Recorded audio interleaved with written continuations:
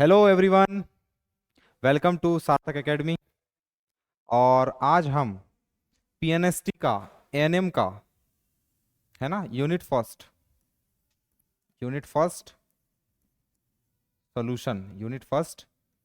Solution पढ़ेंगे। Okay बेटा, है ना। हिंदी में विलियन कहते हैं।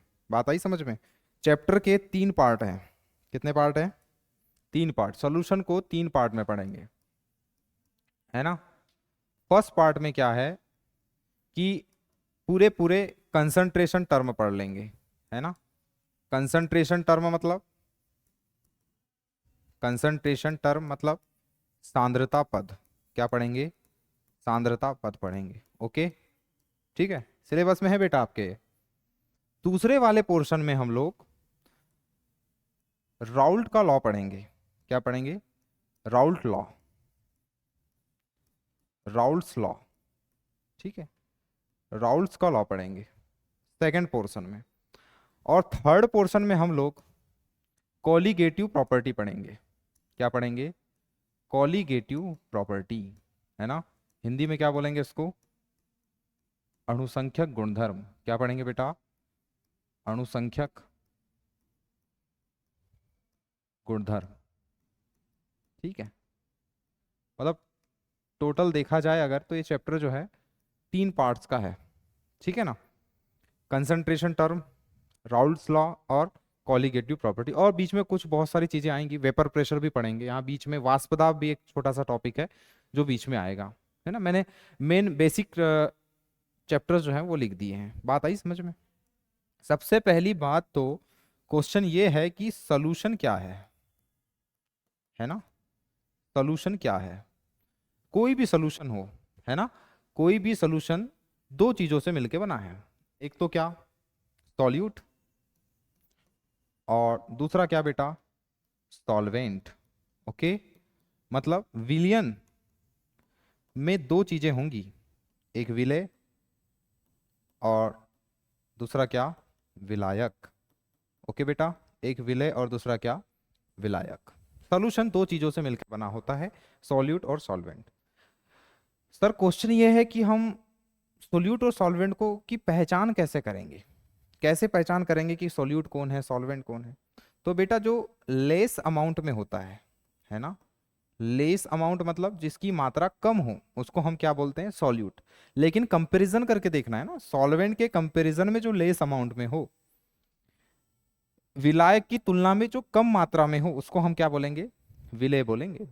और जो लार्जर अमाउंट में हो, जो लार्जर अमाउंट में हो उसको हम क्या बोलेंगे बेटा?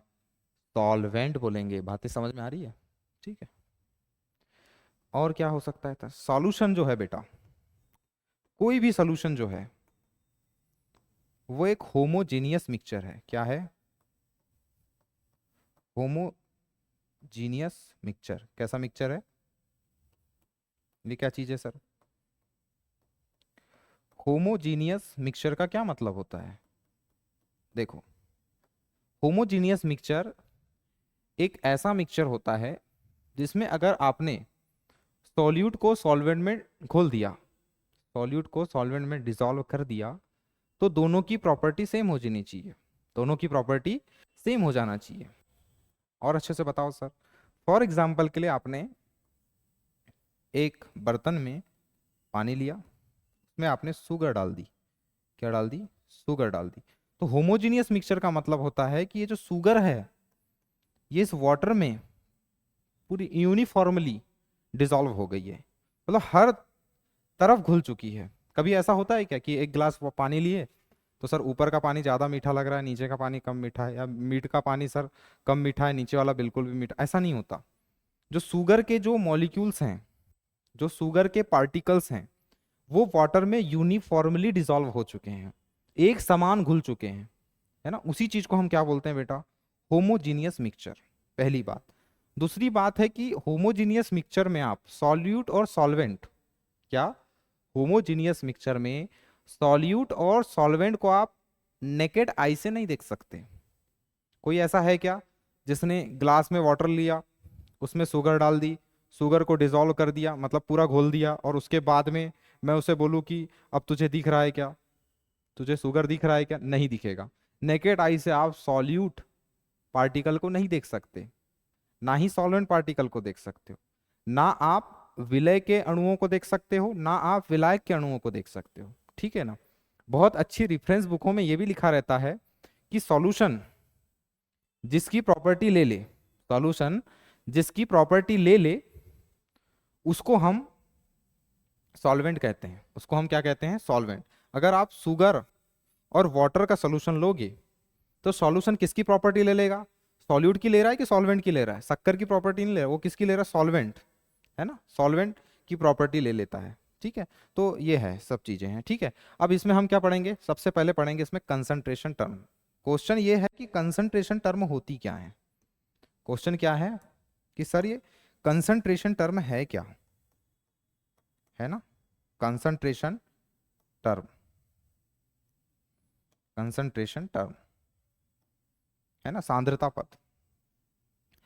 ये अमाउंट ऑफ सॉल्यूट को बताते हैं कि सॉल्यूट कितना डाला गया, कितना कम डाला गया, है ना। तो अमाउंट ऑफ सॉल्यूट को बताने के लिए क्या आया था? Concentration term. कंसंट्रेशन टर्म आपको क्या बताती है? Amount of solute. Amount of solute मतलब हिंदी में क्या बोलेंगे इसको? विलय की मात्रा को बताने के लिए, विलय की मात्रा को बताने के लिए जो चीज आई थी उसको हम क्या बोलते हैं? कंसंट्रेशन टर्म बोलते हैं। आई होप आपको इतनी बातें समझ में आ गई होंगी। ठीक है ना।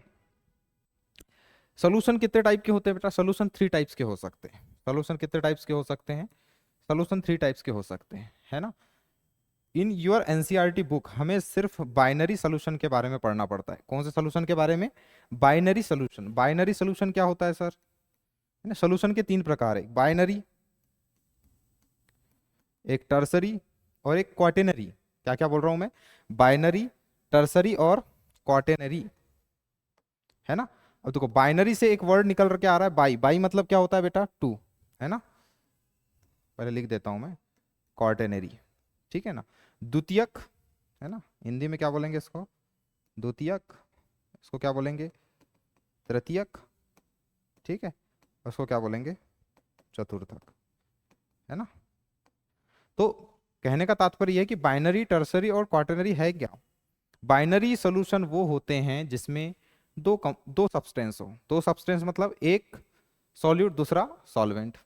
टर्सरी क्या होते हैं? जिसमें 3 और सब्सटेंस और क्वाटनरी में कितने होंगे? 4 सब्सटेंस होंगे, है ना। तो उसके हिसाब से डिवाइड कर दिया गया। लेकिन हमारे सिलेबस में केवल क्या है? बाइनरी सॉल्यूशन, डेट मीन्स एक ही सॉल्यूट और एक ही सॉल्वेंट। सॉल्वेंट तो एक ही होता है, सॉल्यूट एक से ज्यादा हो सकते हैं। ठीक है ना। तो हमें सिंपली बाइनरी सॉल्यूशंस के बारे में पढ़ना है, जहां पर हमको एक सॉल्यूट और एक सॉल्वेंट मिलेगा। Is that clear?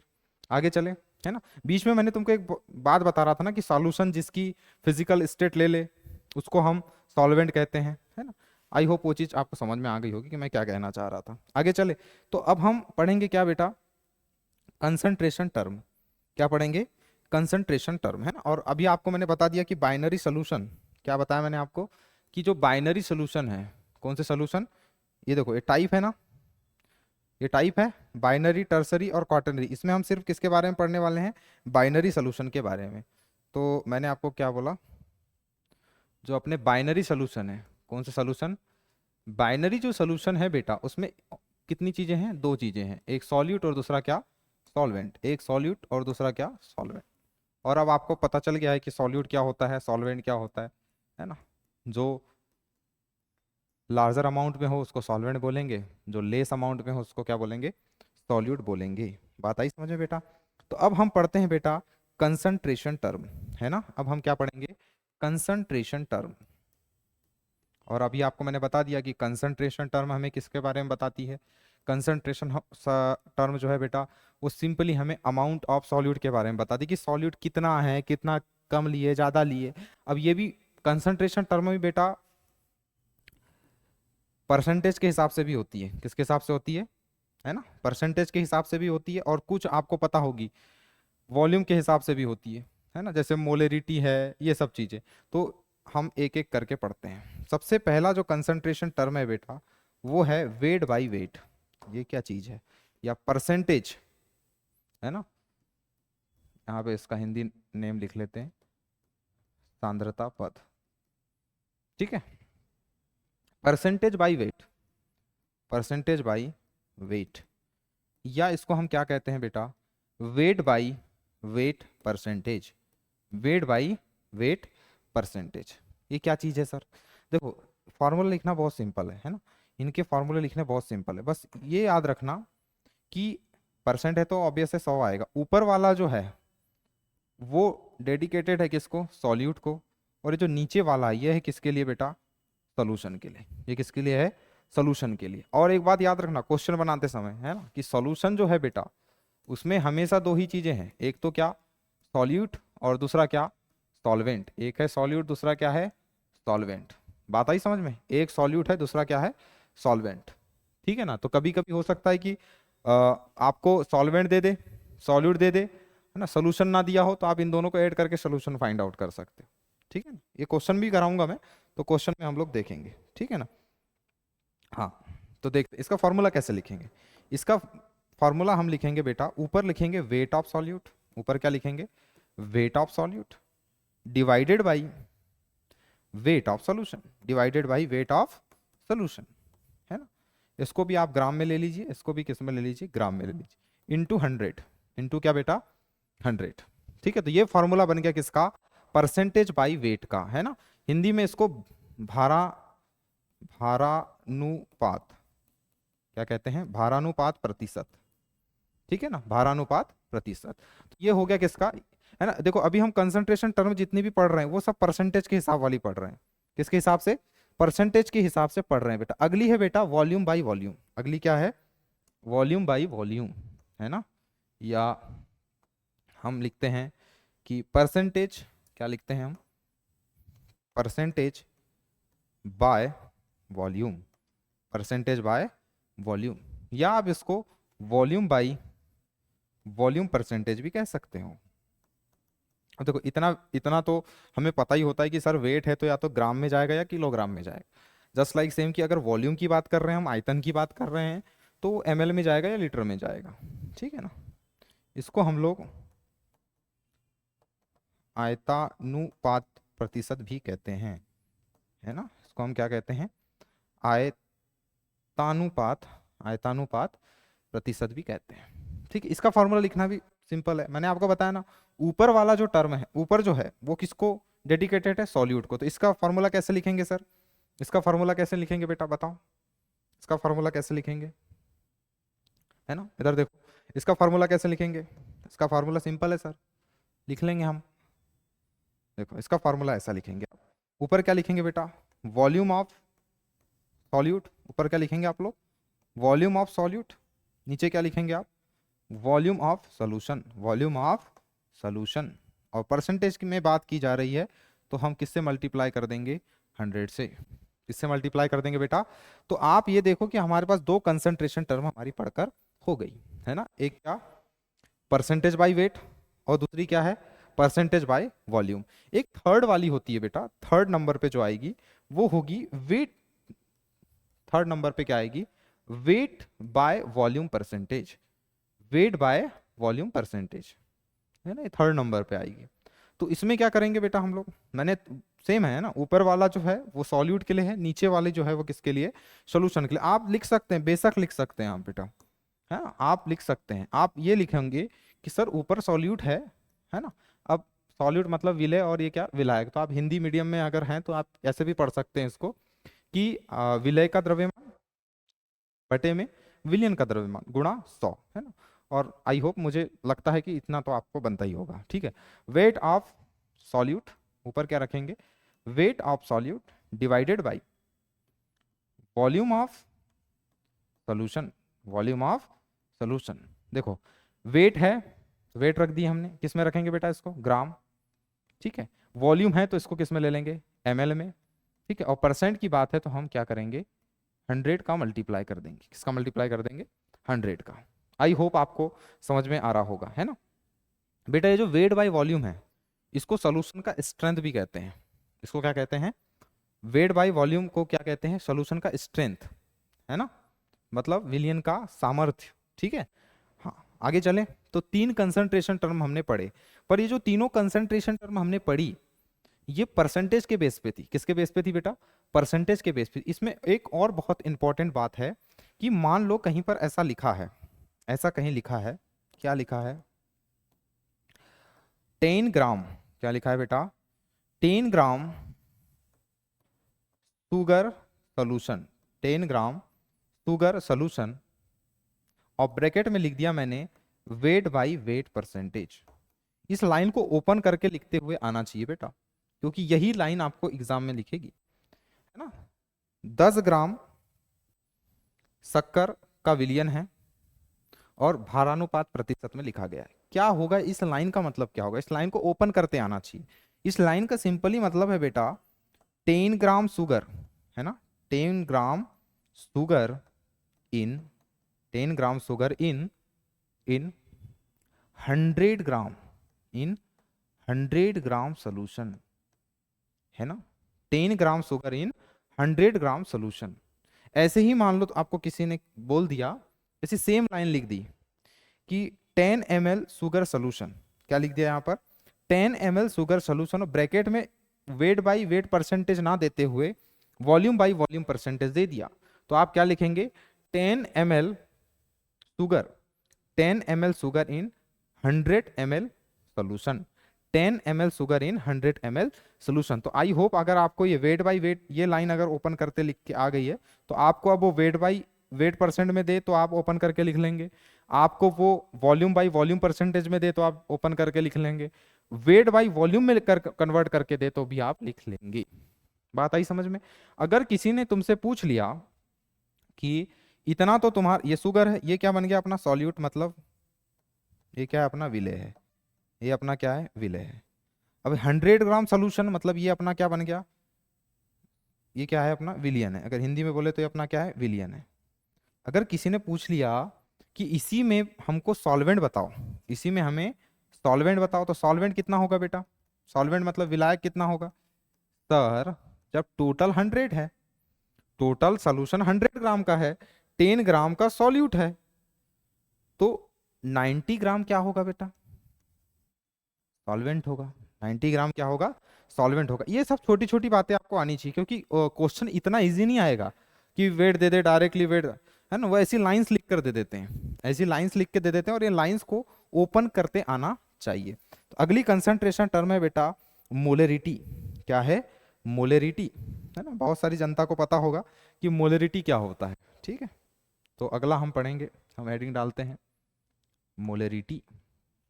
क्या, मोलेरिटी, मोलेरिटी मतलब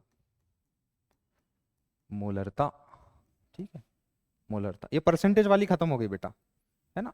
अब वॉल्यूम रिलेटेड कंसंट्रेशन टर्म आएगी, ओके, ठीक। क्या होता है मोलरिटी, है ना, कैपिटल एम से दिखाते हैं, ठीक है। Number of moles of solute, number of moles of solute divided by volume of solution, volume of solution in litre, in litre. किस में लेना है बेटा, लीटर में। सर एमएल में दिखाओ, लिखा होगा तो कैसे करूंगी, कुछ नहीं करना है बेटा, सिंपल सी बात है। अगर लीटर में लिखा है तो हमें कुछ नहीं करना है, हमें क्या करना है, यहाँ देखो क्या कर लेंगे, है ना,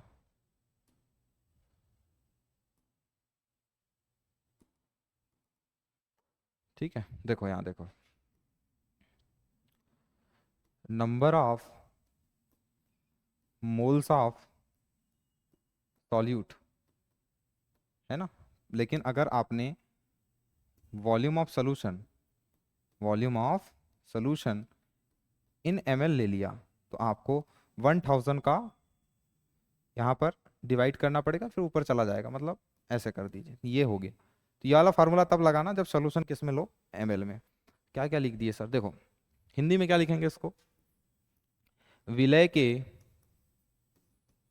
मोलों की संख्या, विलय के मोलों की संख्या। क्वेश्चन करेंगे बेटा सभी, अभी मैं केवल तुम्हें क्या है फॉर्मूले का बेसिक आइडिया दे रहा हूं, हर फॉर्मूले पे क्वेश्चन करेंगे बेटा, है ना। विलय के मोलों की संख्या, नीचे क्या आएगा, विलियन का आयतन, विलियन का आयतन, है ना, ये है ना, लीटर में। बात आई समझ में? तो मोलरिटी बेटा क्या होती है, number of moles of solute, है ना, सॉल्यूट के मोल का नंबर ऊपर रखना है, नीचे क्या रखना है, सोल्यूशन का वॉल्यूम, वो भी किस में रखना है बेटा, लीटर में। लेकिन इन केस अगर आपने ml में रख लिया तो आप ऊपर 1000 से मल्टीप्लाई कर दीजिएगा। सर वो सब तो ठीक है, लेकिन ये मोल कैसे निकालूंगी मैं, हाँ, मोल कैसे निकालूंगी, ये मोल ऑफ सॉल्यूट क्या चीज है, मोल को स्मॉल एन से दिखाते हैं बेटा, और सॉल्यूट के मोल कैसे निकालूंगी सर, तो अपने को कुछ नहीं करना है, गिवन वेट, गिवन वेट मतलब ये कहाँ मिलेगा सर, गिवन वेट मिलेगा बेटा क्वेश्चन में, इसमें मिलेगा, क्वेश्चन में दिया रहेगा given weight upon molecular weight, given weight upon molecular weight. Sir एक तो नई बात बता दी आपने कि गिवन वेट तो क्वेश्चन में मिल जाएगा, फिर मॉलिकुलर वेट कैसे निकालूंगी सर, है ना, मॉलिकुलर वेट कैसे निकालूंगी सर, है ना, मॉलिकुलर वेट कैसे निकालूंगी। तो मॉलिकुलर वेट निकालने में क्या दिक्कत है भाई, जैसे तुम्हें मॉलिकुलर वेट निकालना है सपोज डेट NaOH का, किसका निकालना है, NaOH का, ठीक है ना, तो क्या करेंगे 23, इसका मॉलिकुलर वेट, इसका एटॉमिक वेट कितना होता है 23, सबके एटॉमिक वेट को जोड़ देंगे, सबके एटॉमिक वेट को क्या कर देंगे, जोड़ देंगे, इसका कितना होगा 16, इसका कितना होगा 1, 40 आएगा क्या,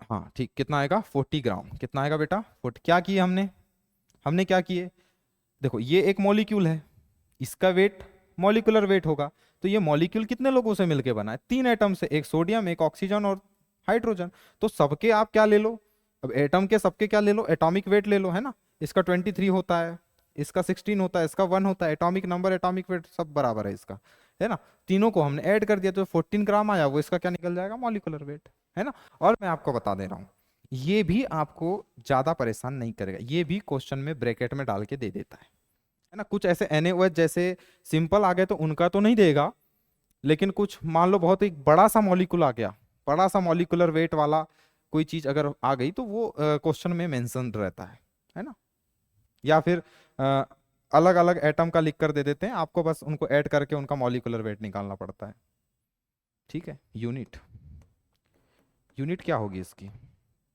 मोल पर लीटर, मोल पर लीटर, मोल पर लीटर, है ना, या फिर आप ऐसे भी लिख लो मोल पर लीटर, सिंपल है बेटा। तो ये हो गया क्या, मोलेरिटी, क्या हो गया, मोलेरिटी, एक है मोलेलिटी, एक है क्या बेटा, मोलेलिटी, ठीक है ना। अब मोल कैसे निकालूंगी सर, जैसे मान लो 20 ग्राम NaOH दे दिया, मैं एक मोल निकाल के दिखाता हूँ, है ना, क्या दे दिया तुमसे 20 ग्राम NaOH, है ना, 20 ग्राम NaOH दिया हुआ है, मैं बोल रहा हूँ मोल निकालो, किसके, NaOH के, किसके मोल निकालो, NaOH के, तो क्या करोगे, क्या करेंगे सर, गिवन वेट कितना है बेटा 20, अभी मॉलिकुलर वेट कितना निकाला बेटा 40, कितना आ जाएगा 1/2 आ जाएगा, क्या क्या आ जाएगा 1/2 आ जाएगा, तो या फिर आप 0.5 भी लिख सकते हैं, आप क्या कर सकते हैं इसको 0.5 लिख लो, तो इसके मोल कितने आ गए 0.5 आ गए।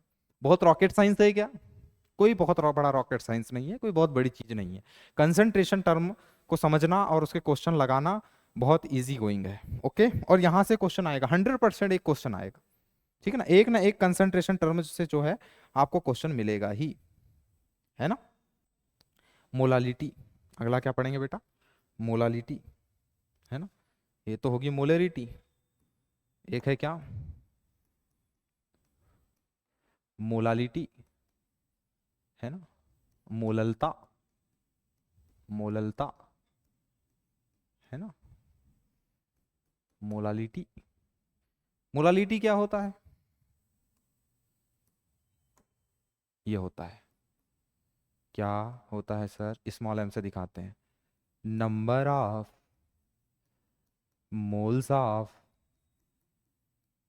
Solute, number of moles of solute divided by, यहाँ प्रॉब्लम है, प्रॉब्लम नहीं है, मतलब ये वाली कंसंट्रेशन टर्म में अभी तक जितने भी पढ़े सब जगह नीचे क्या आता था, सोल्यूशन सोल्यूशन सोल्यूशन, है ना, हमने मोलैलिटी पढ़े तो इसमें भी क्या है वॉल्यूम ऑफ सोल्यूशन, इसमें क्या आएगा बेटा वेट ऑफ सॉल्वेंट, क्या आएगा बेटा, वेट ऑफ सॉल्वेंट।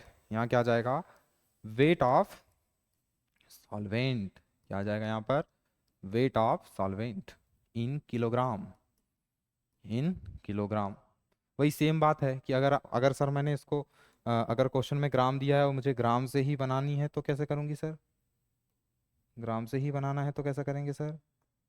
हम्म, कुछ नहीं, ऊपर 1000 का क्या कर देना है अपने को, मल्टीप्लाई कर देना है। ऊपर क्या कर देना है बेटा, 1000 का क्या कर देना है, मल्टीप्लाई कर देना है। ठीक है, इसको यहाँ से हटाते हैं हम लोग। ठीक है, यहाँ पे क्या लिखते हैं, इन ग्राम, क्या लिखते हैं यहाँ पर, इन ग्राम और इनटू 1000। ये ऐसा क्यों कर रहे हैं सर, अरे भाई 1 किलोग्राम में कितने ग्राम होते हैं, इतना तो पता ही होगा ना, छोटी छोटी बातें तो नहीं बताना पड़ेगा। ठीक है, इसकी यूनिट क्या होगी, अब इसको हिंदी में क्या लिखेंगे सर, विलय के मोलों की संख्या बटे विलायक का द्रव्यमान। विलायक किसका द्रव्यमान, विलायक का द्रव्यमान, है ना। किलोग्राम में लेते हैं, अगर केजी ग्राम में ले ली तो कुछ नहीं, 1000 का ऊपर मल्टीप्लाई कर देना। बात आई समझ में। अगर सर इसकी यूनिट क्या होगी, यूनिट क्या होगी, सिंपल है, मोल पर किलोग्राम, मोल पर किलोग्राम, है ना। बात आई समझ में। ठीक है, तो ये चीज हो गई। तो हमने हमने क्या क्या सीख लिए, हम कितनी कंसंट्रेशन टर्म पढ़ चुके हैं भाई, काउंट तो कर ले, है ना। 1 2 3, है ना। ये यहाँ पे मैंने नंबरिंग डालना भूल गया, है ना। ये 4 नंबर पे है, ठीक है। ये 5 पे है, नहीं यहाँ कहाँ 5 आ गया, ये 4 वाली यहीं आएगी ना, ये आ गया क्या 5। ठीक है, अब हम 6 वाली पढ़ेंगे, क्या पढ़ेंगे 6, मोल फ्रैक्शन। क्या पढ़ेंगे बेटा, मोल फ्रैक्शन, मोल फ्रैक्शन, मोल प्रभाज। क्या पढ़ेंगे, मोल प्रभाज। देखो मैंने आपको बताया ना कि हमारा चैप्टर जो है वो 3 पार्ट्स में डिवाइडेड है ना। तो हम आज पहला पार्ट तो खत्म ही कर देंगे, मतलब आज हम कंसंट्रेशन टर्म को पढ़ ही लेंगे। अब हम आज हम किसको पढ़ लेंगे, कंसंट्रेशन। अच्छा, मोल फ्रैक्शन क्या होता है, यूनिट लेस कंसंट्रेशन टर्म है, पहली बात तो याद रखना, यूनिट नहीं है इसकी कोई, ठीक है ना। इनकी सबकी यूनिट्स हैं, ठीक है, वो यूनिट लेस है। चलो देखते हैं क्या होता है सर, बता दो दोस्त क्या होता है, बताते हैं बेटा क्या होगा, है ना। चलो देखो, मोल फ्रैक्शन, मान लो आपने कोई एक कंटेनर लिया है, उसमें कोई ए गैस है और एक कोई बी गैस है, 2 गैसेस आपने भर के रखी हैं। ठीक है, जो गैस ए है ना, इसके मोल को मैं Na बोलता हूं, और जो गैस बी है इसके मोल को मैं Nb बोलता हूं। ठीक है, अब मोल फ्रैक्शन को बेटा काई से डिनोट किया जाता है, किससे डिनोट किया जाता है, काई, एक्स के जैसा ही एक सिंबल है क्या, काई। ठीक है, काई से इसको डिनोट किया जाता है। अगर मुझे मोल फ्रैक्शन निकालना है ए का, मुझे मोल फ्रैक्शन निकालना है ए का, और मुझे मोल फ्रैक्शन निकालना है बी का, कैसे निकालेंगे, जिसका मोल फ्रैक्शन निकालना है उसके मोल को रखेंगे ऊपर, उसके मोल को रखेंगे क्या, ऊपर। जिसका मोल फ्रैक्शन निकालना है उसके मोल को रखेंगे ऊपर, divided by total mole. Total mole मतलब Na प्लस एन बी, Na प्लस एन बी, Na प्लस N B.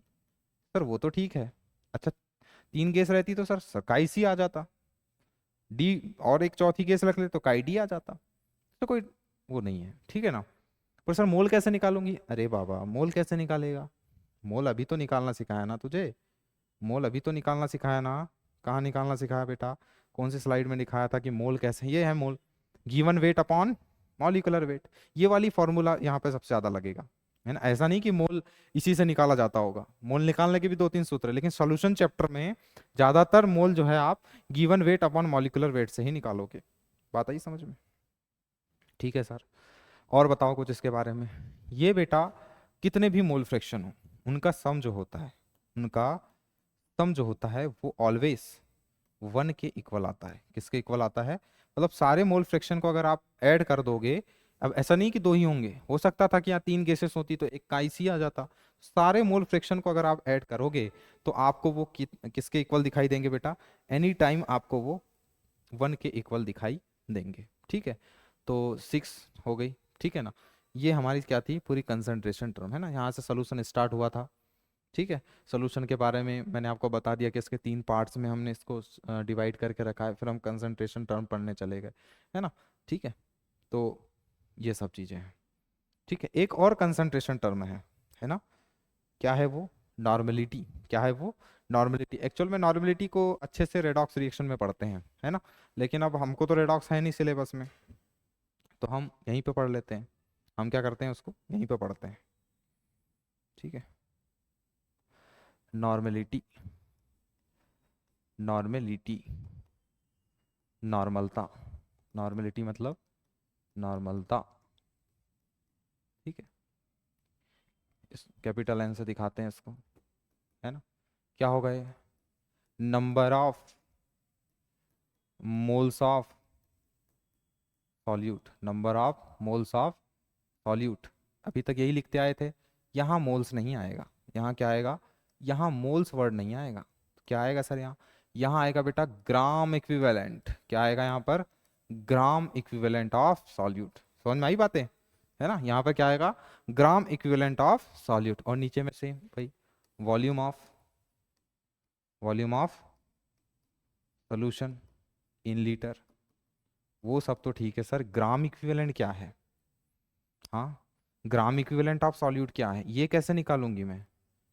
Gram equivalent of solute कैसे निकालूंगी? बताओ सर। सिंपल है बेटा, इसको भी निकालने में कोई बहुत रॉकेट साइंस नहीं है। ये जो सॉल्यूट है ना, तो हम क्या लिखेंगे ऊपर? Weight of solute. क्या लिखेंगे बेटा ऊपर? Weight of solute divided by equivalent weight of solute divided by equivalent weight of solute. Sir फिर एक नई नई चीजें बताते जाते हो आप। ग्राम इक्विवेलेंट बराबर बता दिए कि weight of solute divided by equivalent weight of solute. और ये जो वेट ऑफ सॉल्यूट है ना बेटा, ये क्वेश्चन में गिवन रहता है, दिया हुआ मिलेगा तुम्हें, है ना। फिर सर इक्विवेलेंट वेट कैसे निकालोगे? एक नए वर्ड सामने आते जा रहे। पहले ग्राम इक्विवेलेंट आया तो उसको ओपन की, अब एक नया वर्ड फिर आ गया, इक्विवेलेंट वेट। फिर क्या आ गया? Equivalent weight. अब इसको कैसे निकालूंगी सर? इक्विवेलेंट वेट कैसे निकलेगा? हम्म इक्विवेलेंट वेट कैसे निकलेगा?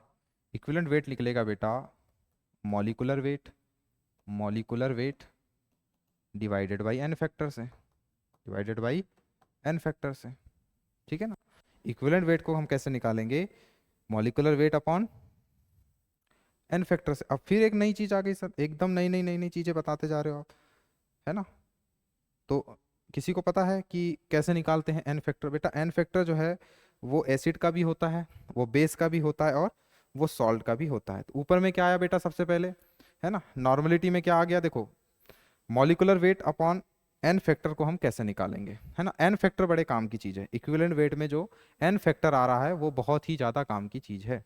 तो एन फैक्टर कैसे निकालेंगे सर? चलो देखते हैं, एन फैक्टर को देखते हैं, है ना।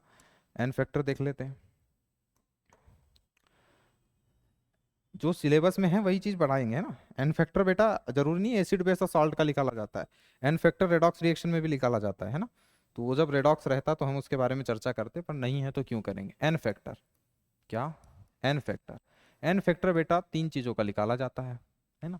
ग्राम इक्विवेलेंट को बेटा ग्राम तुल्यांक कहते हैं, हिंदी में क्या बोलते हैं इसको? ग्राम तुल्यांक। ठीक है, इसको क्या बोलते हैं? तुल्यांकी भार। और तुल्यांकी भार बराबर क्या होता है? Molecular weight upon N factor. अब मॉलिक्यूलर वेट निकालना बहुत भारी चीज नहीं है, जैसे मैंने यहाँ NaOH का मॉलिक्यूलर वेट निकालना सिखाया था, ऐसे आपको जो एग्जांपल मिलेगा उसका आप मॉलिक्यूलर वेट यहाँ पर निकालेंगे। और एन फैक्टर काम की चीज है। देखो एक ही फॉर्मूला है, लेकिन वो फॉर्मूला खुलते जा रहा है धीरे धीरे। यहाँ ग्राम इक्विवेलेंट था, आपने ग्राम इक्विवेलेंट ऑफ सॉल्यूट बराबर वेट ऑफ सॉल्यूट बटे इक्विवेलेंट वेट ऑफ सॉल्यूट किए। फिर वहां एक नई चीज आ गई इक्विवेलेंट वेट, तो फिर इक्विवेलेंट वेट बराबर क्या होता है? मॉलिक्यूलर वेट मतलब आणविक द्रव्यमान बटे एन फैक्टर। अब फिर एक नई चीज आ गई, क्या? N factor. अब एन फैक्टर कैसे निकालेंगे? एन फैक्टर होता है एसिड का, बेस का और सॉल्ट का। सिंपली है बेटा, है, ज्यादा कॉम्प्लिकेटेड करके नहीं पढ़ेंगे, एसिड बेस और सॉल्ट का। ठीक है, कोई एसिड जो होता है ना, एसिड तुम्हें, एसिड जहाँ यहाँ पे दिखाई देगा उसमें, वो एसिड अगर तुम्हें जितने H+ दे दे वो एसिड का क्या बन जाएगा? N factor. बेस के केस में आपको OH दिखाई देगा, तो कोई बेस आपको जितने OH- दे देगा वो उसका एन फैक्टर कह जाएगा। सॉल्ट का मैं थोड़ा सा अलग से बता दूंगा। तो एसिड के केस में क्या लिखेंगे कि जितने H प्लस मिल जाए, जितने H प्लस मिल जाए, है ना, बस सिंपली जितने H प्लस मिल जाए, जितने H प्लस मिल जाएंगे वो एसिड का क्या बन जाएगा, एन फैक्टर। बेस के केस में क्या लिखेंगे बेटा, जितने OH माइनस मिल जाए, जितने OH माइनस मिल जाए वो बेस के केस में क्या होगा, मिल जाए, वो बेस के केस में क्या होगा बेटा, वो बेस के केस में उसका एन फैक्टर बन जाएगा। एग्जाम्पल से बता दो सर, सॉल्ट का बता रहा हूँ बेटा, एग्जाम्पल से बता दो। जैसे मान लो HCl है, जैसे मान लो H2SO4 है ना, तो क्या होगा, देखो ये तुम्हें कितने एच दे सकता है, एक एच दे सकता है, तो इसका एन फैक्टर कितना होगा भाई, इसका एन फैक्टर 1 होगा।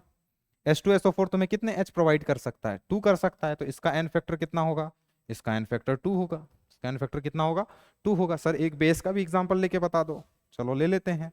NaOH, NaOH, MgOH twice, MgOH twice, है ना, AlOH थ्राइस। ठीक है, कितने OH दे सकता है ये तुम्हें एक OH दे सकता है, तो इसका एन फैक्टर कितना होगा, इसका एन फैक्टर हो जाएगा 1। ये तुम्हें कितने दे सकता है, इसका एन फैक्टर हो जाएगा 2। ये तुम्हें 3 OH प्रोवाइड कर सकता है, तो इसका एन फैक्टर क्या हो जाएगा 3। सॉल्ट का एन फैक्टर बता दो सर थोड़ा सा, है ना। देखो ये फॉर्मूला बड़ा इंपॉर्टेंट है, मैं बता रहा हूँ। नॉर्मलिटी जो है ना टफ नहीं है, कंसंट्रेशन टफ, पर ना स्टेप बाय स्टेप चीजों को निकालनी पड़ती है। ग्राम इक्विवेलेंट निकालते हैं, वेट ऑफ सॉल्यूट जो कि गिवन रहेगा, इक्विवेलेंट वेट ऑफ सॉल्यूट। अब ये पता नहीं होगा तो इसको निकालेंगे कैसा, molecular weight upon N factor. फिर एन फैक्टर निकालते हैं। एन फैक्टर बहुत टफ चीज नहीं है। एन फैक्टर तो आप ऐसा है कि जो क्वेश्चन में देगा ना, तो क्वेश्चन में देख के बता, अब HCl को देख के नहीं बताया जा सकता कि एन फैक्टर क्या होगा, H2SO4 को देख के नहीं बताया जा सकता एन फैक्टर क्या होगा। तो एन फैक्टर का ऐसा कोई बहुत भारी चीज नहीं है कि आपको अलग से अलग निकालना पड़ेगा। आई होप आपको ये बातें समझ में आ रही होंगी, ठीक है ना। अब आगे चलते हैं, सॉल्ट का निकाल लेते हैं, है ना। सॉल्ट का एन फैक्टर कैसे निकालेंगे, सॉल्ट का एन फैक्टर कैसे निकालेंगे, है ना। सॉल्ट बेटा, सॉल्ट क्या होता है, एक केटायन होगा सॉल्ट में और एक एनायन होगा, है ना। एक केटायन होगा और एक क्या होगा, एनायन। जैसे मान लो कि ZnSO4 एक सॉल्ट है, तो हम इसमें क्या देखेंगे, टोटल पॉजिटिव चार्ज। क्या देखेंगे हम इसमें, टोटल पॉजिटिव चार्ज, या फिर हम क्या देखेंगे बेटा, टोटल निगेटिव चार्ज। क्या देखेंगे, टोटल निगेटिव चार्ज। या तो टोटल पॉजिटिव चार्ज देखो, या फिर क्या देखो, टोटल निगेटिव चार्ज देखो। ठीक है, हाँ वो कैसे देखेंगे सर, इसको ब्रेक करो बेटा, ये टूटेगा ऐसे, Zn+2 और SO4-2 और SO4-2 ब्रेक करके देखना पड़ेगा। तो आप देखो इसमें टोटल पॉजिटिव चार्ज कितना है, +2। टोटल पॉजिटिव चार्ज कितना है, +2। डेट मीन्स इसका एन फैक्टर कितना होगा, 2। एन फैक्टर कितना होगा, 2। तो दोनों नहीं देखना है, दोनों में से कोई एक चीज देखना है ना। या तो आप टोटल पॉजिटिव चार्ज देख लो, या आप टोटल निगेटिव चार्ज देख लो, एज सिंपल एज डेट। बहुत भारी चीज नहीं है ना। लवण बोलते हैं इसको हिंदी में, क्या बोलते हैं, या तो कुल धनात्मक चार्ज देख लो, या तो कुल क्या देख लो, धनात्मक चार्ज देख लो, धनात्मक आवेश देख लो, या फिर कुल ऋणात्मक आवेश देख लो। या तो धनात्मक आवेश देखो, या फिर क्या देखो, ऋणात्मक आवेश देख लो। क्या देख लो, ऋणात्मक आवेश देख लो, ठीक है ना। एन फैक्टर निकल जाएगा, ठीक है। ऐसे निकाला जाता है एन फैक्टर। निगेटिव भी देखते तो अच्छा सर निगेटिव में तो -2 आ रहा है, तो यहाँ -2 लूंगी कि नहीं बेटा, एन फैक्टर हमेशा पॉजिटिव लेना है। क्या लेना है, पॉजिटिव। चाहे आप केटायन से देखो, चाहे आप एनायन से देखो। केटायन मतलब पॉजिटिव चार्ज से देखो, एनायन मतलब निगेटिव चार्ज से देखो, लेकिन एन फैक्टर को यहाँ निगेटिव मत ले लेना। बात आई समझ में। तो बेटा ये था सोल्यूशन का फर्स्ट पार्ट, है ना। ये क्या था, सोल्यूशन का फर्स्ट पार्ट। तो सेकंड पार्ट जो है राउल्ट लॉ, है ना, ये मैं आपको कराऊंगा अगली क्लास में। जो फर्स्ट पार्ट था हमारा क्या, कंसंट्रेशन टर्म, वो हो चुका है खत्म, है ना। फिर लास्ट में हम क्या, कॉलिगेटिव प्रॉपर्टी से होते हुए ideal solution, non ideal solution होते हुए इस चैप्टर को क्या कर देंगे, खत्म कर देंगे, है ना। पढ़ना बहुत है बेटा, समय बहुत कम है, पढ़ना बहुत ज़्यादा है। तो आई होप आपको आज का ये लेक्चर पसंद आया होगा, ये चीज़ें आपको गई होंगी, आपको रिवीजन कर लीजिएगा और इससे हैंड रिटन नोट्स बना लीजिए, है ना। ये एज अ शॉर्ट नोट्स आपके काम की आएंगे, है ना। ये शॉर्ट नोट्स काम आएगा क्योंकि हमारे पास बेटा समय कम है, चीज़ें ज़्यादा पढ़नी है, ज़्यादा चीज़ें मुझे भी डिलीवर करनी पड़ेंगी आपको। तो आप शॉर्ट नोट्स बना के चलिएगा, ठीक है। और आप ऐसा कंप्लीट पूरा पढ़ भी सकते हैं, सार्थक एकेडमी के प्लेटफॉर्म से आप पूरा का पूरा पढ़ सकते हैं, है ना। 199 में आपको कोर्स प्रोवाइड हो जाएगा, ठीक है ना। तो ये सब चीज़ें हैं, ठीक है। तो अब हम इसका जो सेकेंड पार्ट है बेटा, वो हम कल पढ़ेंगे। क्लासेस रेगुलरली चलेगी, फिजिक्स की, बायोलॉजी की, केमिस्ट्री की, सब कुछ रेगुलर होगा। ठीक है, तो आई होप आपको ये चीजें समझ में आई होंगी। ठीक है, थैंक यू वेरी मच बेटा।